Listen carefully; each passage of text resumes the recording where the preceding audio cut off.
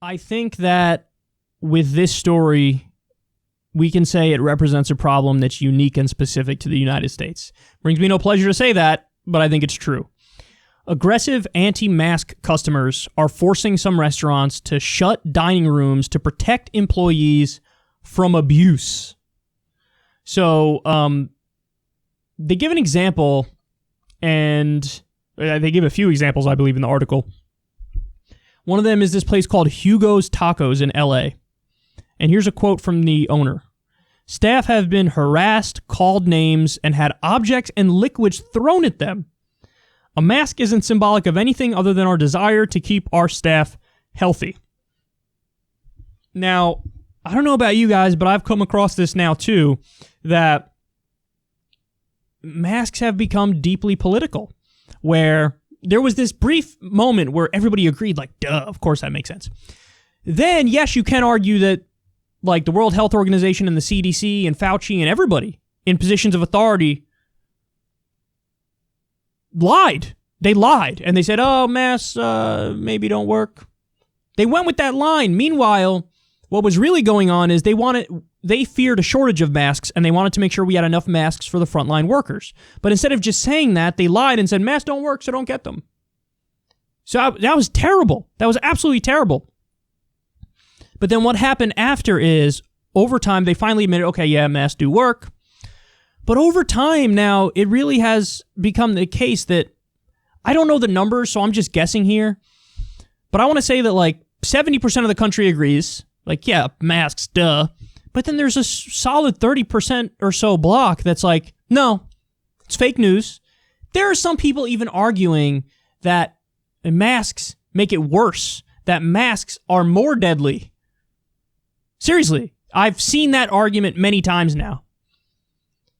And so you have this really, really unique and terrible situation where in this country, you have some people where if they're told at some sort of business, hey, you got to wear a mask, they flip out at you. There's been a lot of videos that went viral where people are just screaming like, no, wrong, this is fake news, I'm an independent thinker. As if like, you know, it's somehow brave and it embraces my freedom and liberty. And I'm also like, I just know stuff you don't, okay? And so I happen to know that masks don't work, bro. There's this weird arrogance to people who are making this argument, and it's virtually across the board with people who are making this argument. And yes, you have workers who are getting harassed. Now, I just want to say, I think this is an embarrassment for the U.S. I mean, there's a lot of things that are embarrassing us at this point in time, but can you imagine being somebody in any other country looking at what's happening in the U.S. and going, they cannot get their act together. How do you have such a strong contingent of anti-mask people in the country? Guys, believe it or not, Chelsea Clinton made a good point about this. I know it's weird to say, but it's true. She said, I wish that Trump, early on in this crisis, created Trump masks. Because if he created Trump masks and pushed masks, then all his people would be wearing masks. But he didn't do it. So he's partly responsible because he was doing the anti-mask thing for a while. Now he pretends, at least in rhetoric, like, oh yeah, no, they definitely work. But for so long, he was like against them and not wearing them in public. And of course, he didn't sell Trump masks. And, you know, now there's a strong contingent of right-wing people who think it's some sort of weird conspiracy or something. It really is a shame. And I think it's a national embarrassment that even something as simple as masks, you know, you can make the analogy or comparison to seatbelts, but I actually think that masks are a little more important because seatbelts, you know, the likelihood of somebody getting in an accident is very low overall. So, you know, maybe it's not as serious, but with the virus, there's an acute threat. There's an acute threat if you don't wear the mask. So it's just wild to see how this has unfolded and how so many people have just gone with this hardcore anti-science view, and to the point where they even harass poor workers over it. Now, I guess I'll finish this segment by showing you the following here.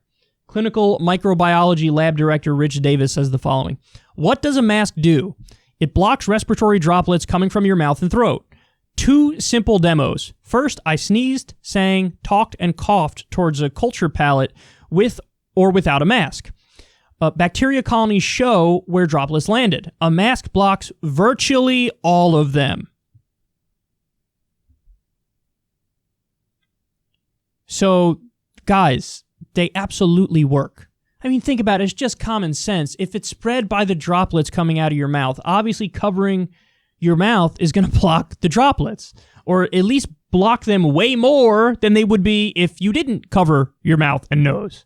So, just at face value, it's one of those things, it's like a tautology to say that masks probably help stop the spread of viruses. And apart from this, clear clinical microbiology lab director proving it, I've actually evolved some of my beliefs on what's happened with this pandemic and with the shutdown of the economy and everything, because I look at what Japan did. They never shut down their economy, and the only thing that they did differently from us is that almost everybody wears a mask in Japan. And they had less than 1,000 people die of COVID-19. We have over 120,000 people die. Again, the only difference is that Japan, we closed down parts of the economy, but not everybody was wearing a mask, and we were this whole just confused mess of reactions. All Japan did, they didn't shut down the economy, everybody wore a mask. Less than 1,000 COVID deaths. Like, literally, the solution is everybody wearing a mask. We wouldn't have even had to shut down the economy if everybody wore a mask. And if we had smart enough leaders who realized, like, if everybody just wears a mask, we'll be okay. And social distance as much as possible. But that's it. The masks, not only are they helpful, they are literally the solution. That's the realization I had. That, hey, I was actually wrong thinking like, oh yeah, sure, we got to shut down the economy and do this and that. Certain very narrow, limited things should have been shut down, I think. Like things where you can't wear a mask, like dining out, can't do it. Because you have to take off the mask to eat. And if you take off the mask and you're indoors with a lot of people, the virus is going to spread. So yeah, like restaurants kind of had to close for indoor dining, of course. But outside of very limited, narrow things, if everybody just wore a mask, that was it. That was the solution. And it would have saved so many lives. So, don't be idiots, please, guys. That's it. That's all I'm asking is everybody just don't be a moron. Don't be a moron, and we would have gotten through this a hell of a lot better.